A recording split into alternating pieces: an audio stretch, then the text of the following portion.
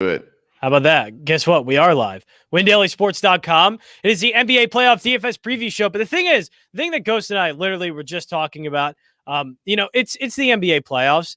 And we have a game that's 3-1 tonight and could be a closeout. So we could get a team going into the NBA finals. Like that's cool.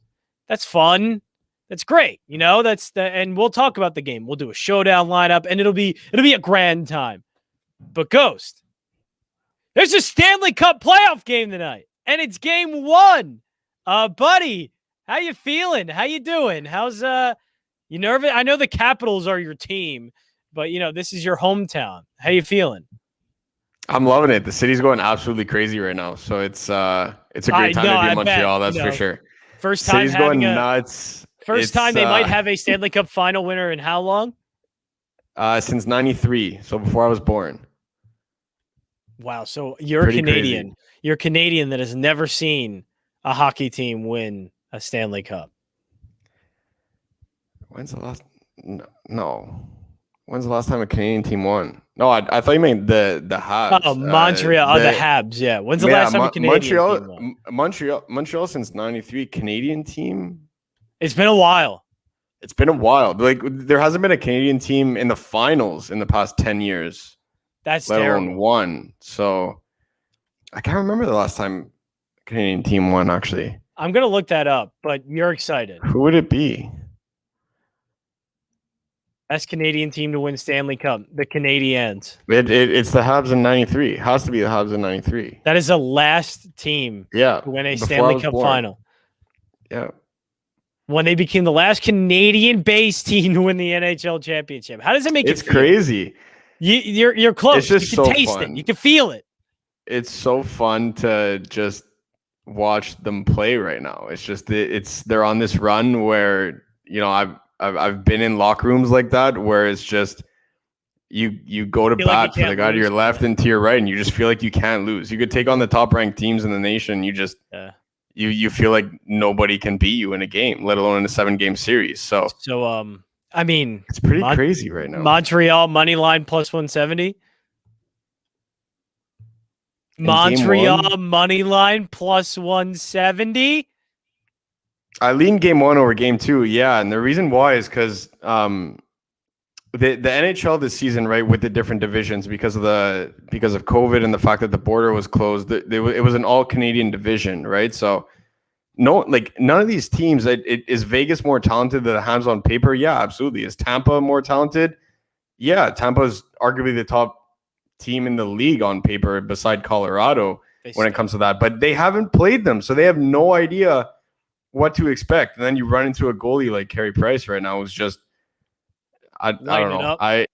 I'm leaning Habs money line game 1 over game 2, and just because you get that one game on your belt. And man, Tampa's been here, done that. They're the defending champs, but you got some calm veterans in that Habs dressing room like Corey Perry and Shea Weber, and I know some of them it's their first final, most notably the captain of the team and Shea Weber. But man, I do think that they pull it off. It's going to be a really low scoring game tonight, that's for sure.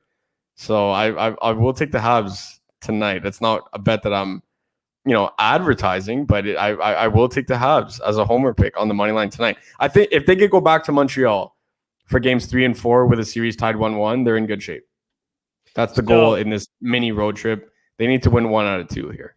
So I think what most people are tuning in for, though, as we had to talk the hockey. I mean, it's game 1. Got to do it. But NBA Western Conference Finals are happening. It is game 5?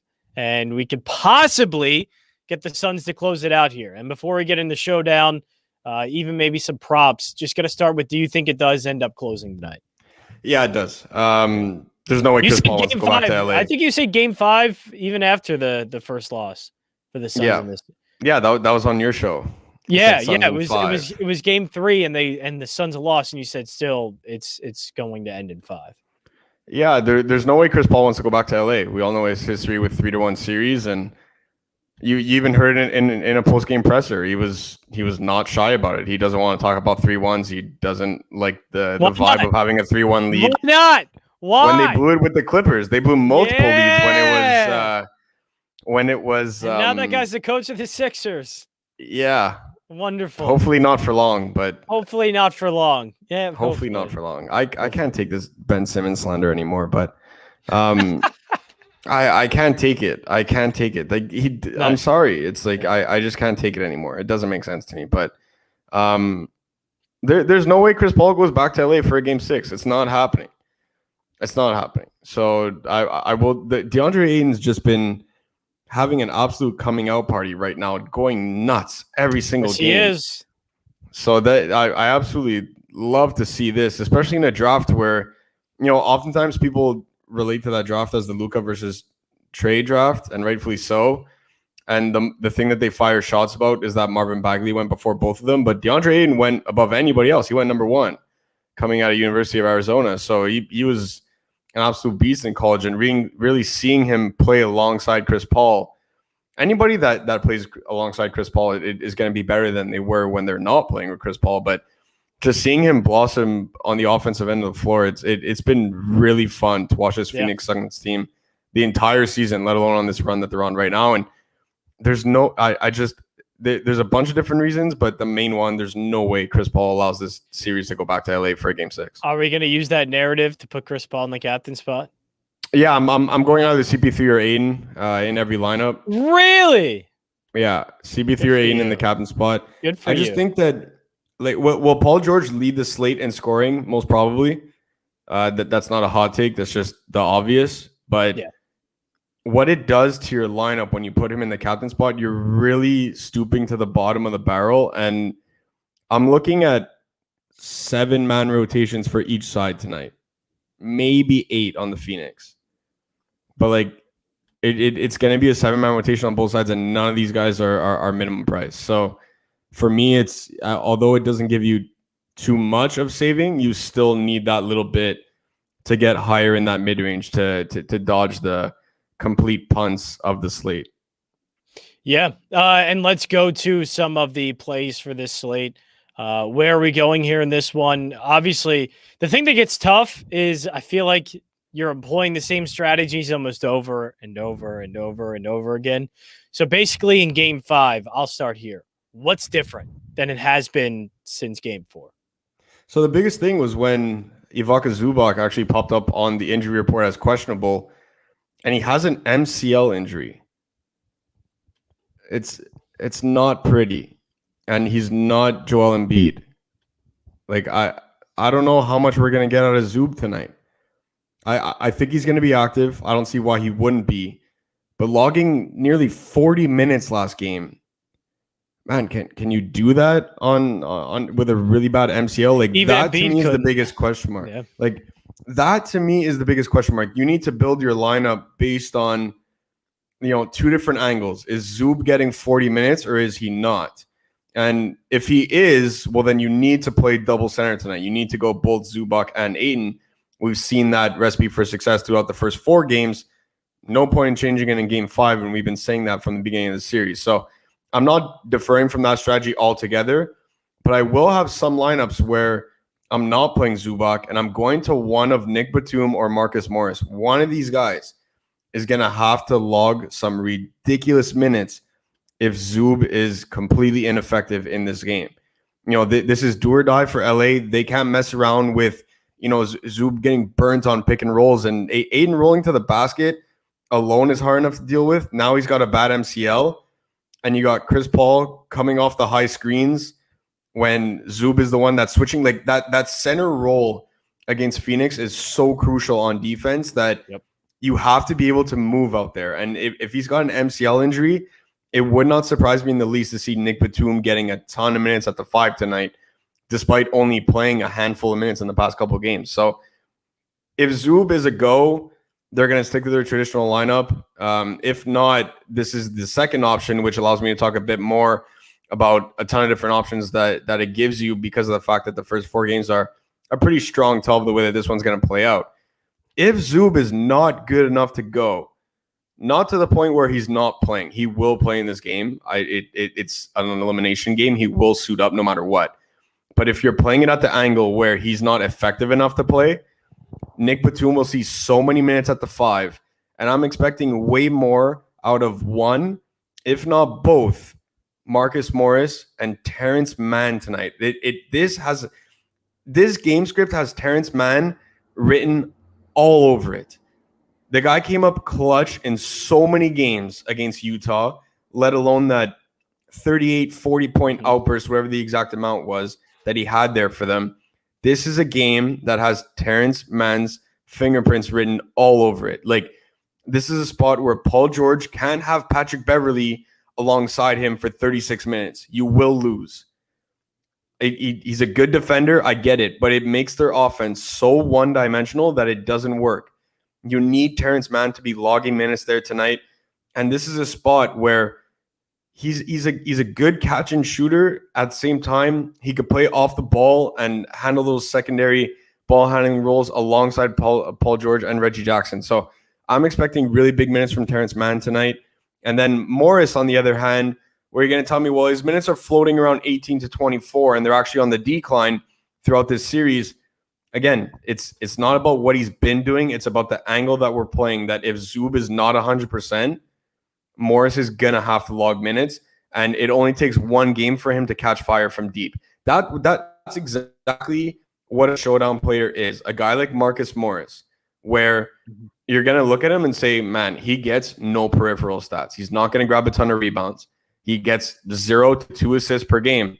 But if he gets hot from deep and he goes on one of these 6 for 10 from deep games, that's the guy that you're going to want in your lineups tonight. So Batum, Mann, Morris, these are guys I'm all looking at and will be overweight compared to the field in my lineups that I'm playing the narrative that Zub is not 100% healthy. But at the same time, like I said, I'm also going to have lineups where I'm not playing Morris and I'm not playing Batum in a lineup with Zubac, because if Zub is a go and he's healthy, you can't play either of these guys. You can't play either of these guys because he's going to log 40 minutes out there. He's finding a way to stay out of foul trouble. He's been widely ineffective throughout the past 2 or 3 games.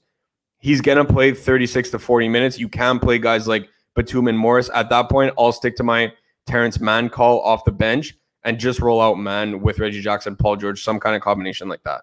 Yeah, does it ever get to a point, I guess maybe too many Clippers in the lineup, or that is not even a problem here because you're going to get some value out of guys like Batum and Mann, and it leaves room for you to have Chris Paul in your captain spot, Ayton, and I even have Sarge off the bench, but honestly, you can anyone there. But does it ever get to a point, or maybe too many Clippers? No, not really. Many of my builds right now are 4 Clippers with 2 Suns. No. It's just that offense is so much more spread out, right? And you're looking at the top of the pricing grid. And the Suns seems like very, down to just 3 players. It really is. Well, that's it, right? Chris Paul, Booker, and Ayton. Exactly. And on a 2-game slate, I love the value that Jay Crowder has. I love the value that Mikal Bridges brings and Cam Johnson. Man, I've been talking about this trio of wings since the first round of the playoffs for the Phoenix Suns and how crucial they're going to be on the run that if they were to make one, it's going to be on the wing that it really matters, because we know Chris Paul is going to show up. We know DeAndre Ayton's going to have a breakout party. We know that Devin Booker is as cold as ice in these NBA playoffs. You need the trio of wings to really come through for them, and that's exactly what's been happening. So on a 2-game slate, yeah, I have a ton of interest in Bridges and Crowder and Cam Johnson for value, etc. But on a showdown slate, I'm kind of putting these guys to the side because it's not that they're bad plays. It's that the upside is extremely capped when you have Chris Paul out there doing his thing. You have DeAndre Ayton getting 20 and 20 now. It seems like he's just been a force on the glass, getting easy layups.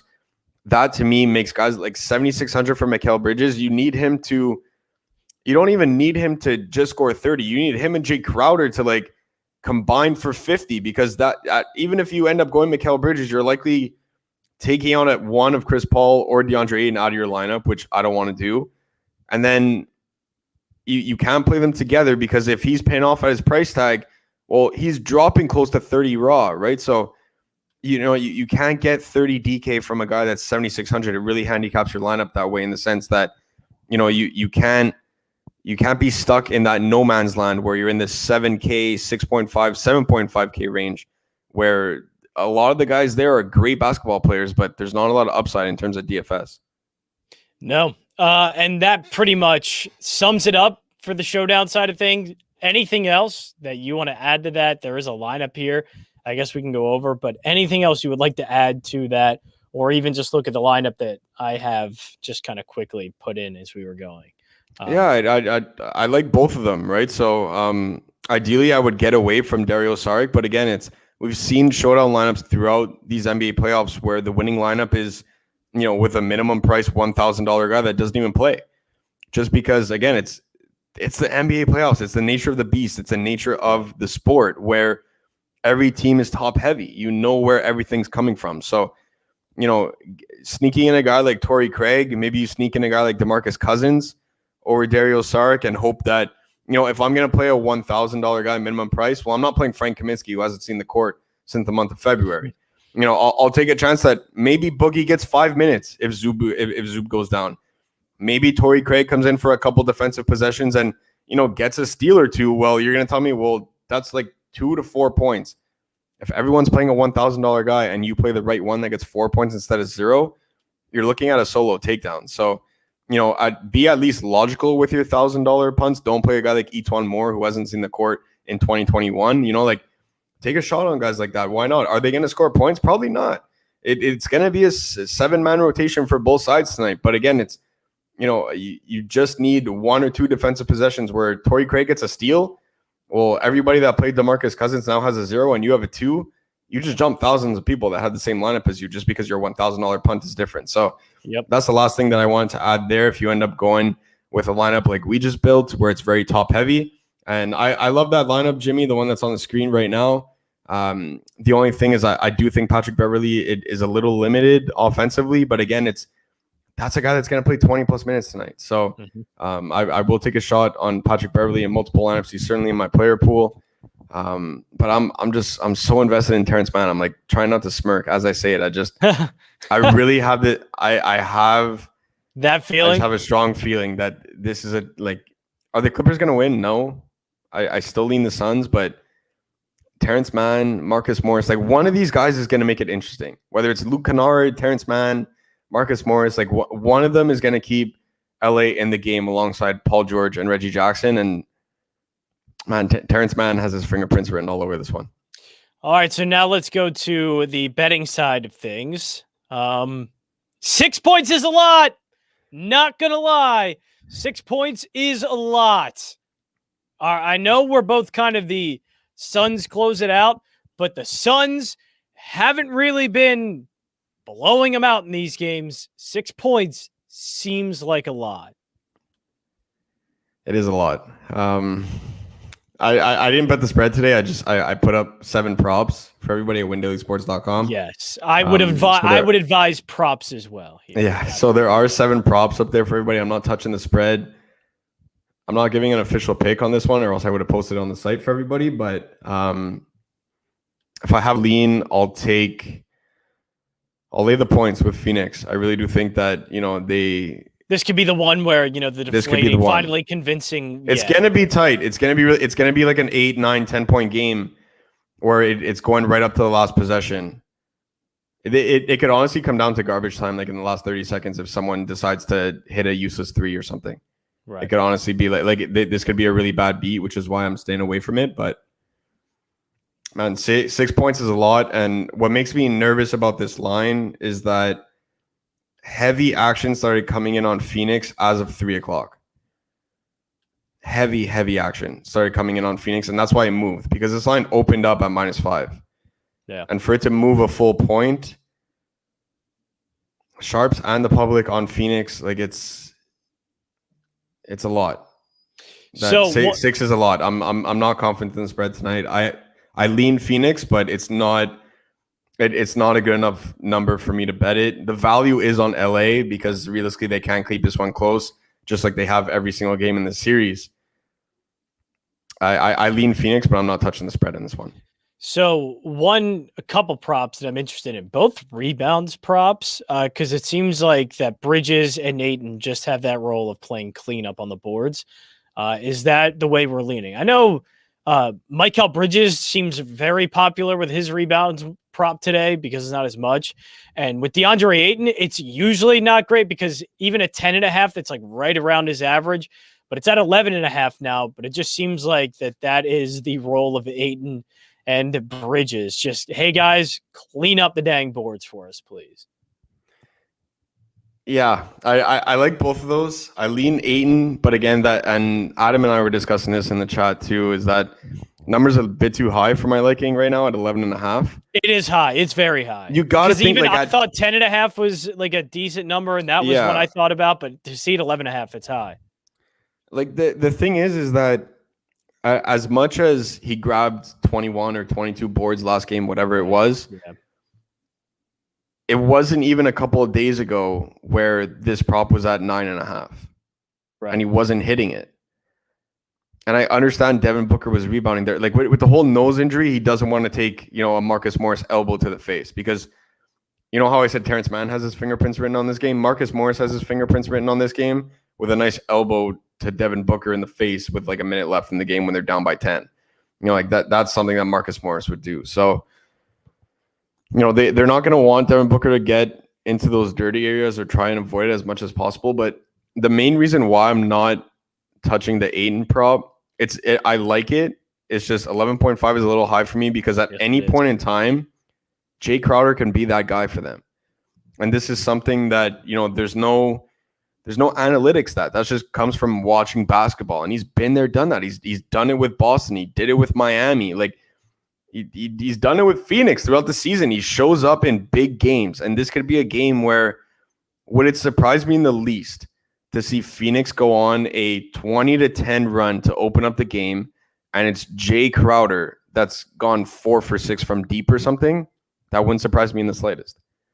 Like this is a guy that shows up for big games. He's been battling foul trouble in the past couple. I think he really locks in, and he's going to be more active in this game than he was previously. So because of that, I don't want to lose anything on the button.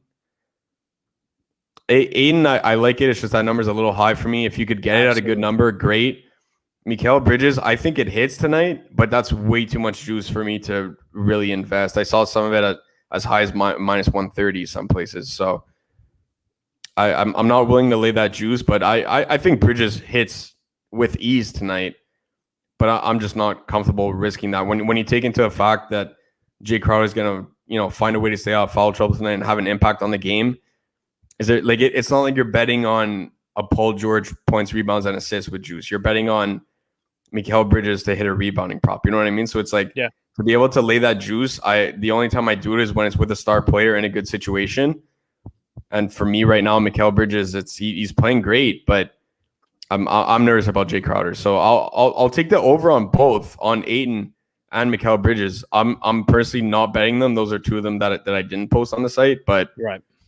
I lean Ayton over. I lean Mikal Bridges over. I think Bridges has a higher chance of happening. The number is much lower for obvious reasons and just the way that he's been active on the glass. And that Ayton number is, again, I think it hits. He's going to play 40 minutes tonight. He's been playing in an amazing fashion. Mm-hmm. But just at 11.5, it wasn't even a couple of days ago where it was at 9.5. Like what changed? If the only thing that changed is that he had a 22 rebound game, I'm not a game log guy. I'm really not. I look at the analytics of the matchup, and for me, the matchup has not changed.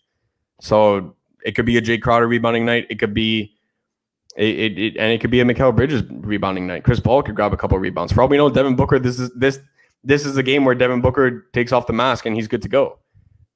This is a spot where it is a high number for me there. So what are a couple of bets that you are doing for today? So I'm taking Reggie Jackson over 19.5 points. He's just been a model of consistency throughout the entire NBA playoffs. And, I don't want to say it was the reason they won that first round series, that Kawhi Leonard was the reason that they won. But without Reggie's shooting, they were in tough against Luka. So Reggie's had it since round one. He's got it going. And I'm riding the hot hand there with Reggie Jackson over 19.5 points. I'm also taking Paul George over 9.5 rebounds at plus money. So I'll give you one at minus 15. I got it at Reggie Jackson. And Paul George is plus 115 right now. So I'll give one at minus 115, one at plus money. Paul George over 9.5 rebounds. Look, we all know about Zub's injury. And even without that injury, Paul George is just going to be so active in this game where I'd be shocked if he played anything under 44 minutes here tonight.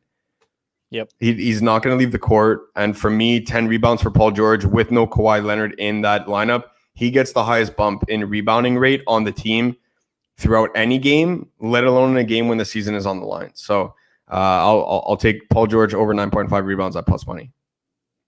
All right, there you go. Anything else that you have for Ghost, you can go to windailysports.com and you could check out all of the articles that we have on windailysports.com. But if you sign up, you also get projection models, optimizers, cheat sheets, all of it that you can have open up while you're setting your showdown lineups, and even check out the rest of Ghost's picks, all of it at windailysports.com. And then if you join, you can also be in the Discord chat where everybody is talking about the games, setting lineups together and placing bets together. It's a great job. WinDailySports.com. You can check it out. Ghost, good job today. Thank you. Go Habs. Go Habs. Go Habs. Game 1 tonight, 8 p.m. Eastern, and I will end it with one spicy bet. I didn't want to. I wasn't sure if I was going to give this one. This is the last going to say it. I'm going to hit end broadcast. That's what's going to happen. I wasn't sure if I was going to give this one. So my two surefire bets. This is going to punctuate the show. All right. Yeah. And we're gonna have to clip this. So we're gonna have to clip my two surefire bets: Reggie Jackson over 19.5 points, and Paul George over 9.5 rebounds. Paul George is at plus money. Reggie Jackson at minus 115. Make sure you shop your odds always. And the spicy bet of the night is Terrence Mann. Obviously, I was going to Terrence Mann after talking about Terrence Mann for 26 minutes. Terrence Mann over 1.5 3-pointers made is plus 180 at William Hill Sportsbook. Good luck.